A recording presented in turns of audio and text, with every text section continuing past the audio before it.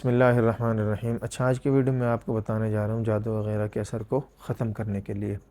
سب سے پہلے تو یہ سمجھیں کہ جادو کی شرعی حیثیت کیا ہے۔ تو دیکھو، جادو قرآن و سنت دونوں سے ثابت ہے۔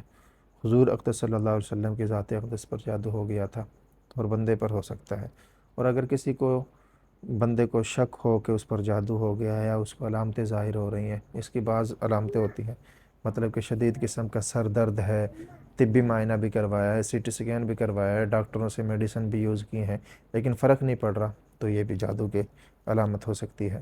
یا پھر میاں بیوی میں شدید قسم کا جھگڑا ہو گیا بغیر کسی وجہ کے، تو یہ بھی جادو کا اثر ہو سکتا ہے۔ یا پھر رات کو سویا، دن میں اس نے جب اٹھا تو اس نے دیکھا خون کے چھینٹے لگے ہوئے ہیں، بعض بندوں کی یہ بھی علامتیں ظاہر ہوتی ہیں۔ یا پھر گھر میں کسی جگہ پر گوشت اس کو ملا یا پھر خون کے چھینٹے اس کو ملے، تو یہ بھی علامت ہو سکتی ہے۔ تو پھر اگر اس طرح کی علامتیں اس پر ظاہر ہو رہی ہیں یا اس کو شک ہے، تو پھر وہ کیا کرے؟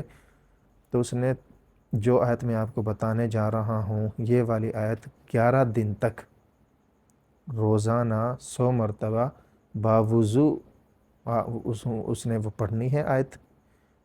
دوبارہ سن لیں، 11 دن تک 100 مرتبہ روزانہ باوضو ہونے کی حالت میں، اور جب تک، ہاں یہ بھی سن لیں، جب تک یہ عمل آپ کریں تو اس کے ساتھ دوسرا عمل کوئی نہ کریں، ٹھیک ہے؟ آیت سن لیں، قُلْنَا لَا تَخَفْ إِنَّكَ أَنْتَ الْأَعْلَى وَأَلْقِ مَا فِي يَمِينِكَ تَلْقَفْ مَا صَنَعُوا إِنَّمَا صَنَعُوا كَيْدُ سَاحِرٍ وَلَا يُفْلِحُ السَّاحِرُ حَيْثُ أَتَىٰ۔ آیت نمبر سورۃ طٰہٰ کی 68 ہے اور سپارہ نمبر 16 ہے۔ تو اس کے ساتھ ساتھ یقین کس پر ہو؟ اللہ پر۔ دیکھو، جادو جو مرضی کروا لے، جب تک اللہ کا حکم نہیں ہوگا اثر نہیں کرے گا۔ اگر ہو گیا ہے، اللہ کے جو بھی چیز ہے اللہ کے امر سے ہوتی ہے، اللہ کے حکم سے ہوتی ہے، تو جادو بھی اللہ کے حکم سے۔ تو یقین جب آپ نے جادو کا توڑ کرنا ہے تو یقین کس پر؟ اللہ پر ہو۔ جب اللہ پر یقین ہوگا انشاءاللہ اثر کرے گا۔ اور اس کے ساتھ ساتھ 5 وقت کی نماز پڑھیں، خود بھی پڑھیں، گھر والوں کو بھی، سب لوگوں کو نماز پر لگائیں۔ کریں گے کوشش انشاءاللہ۔ جزاک اللہ خیر۔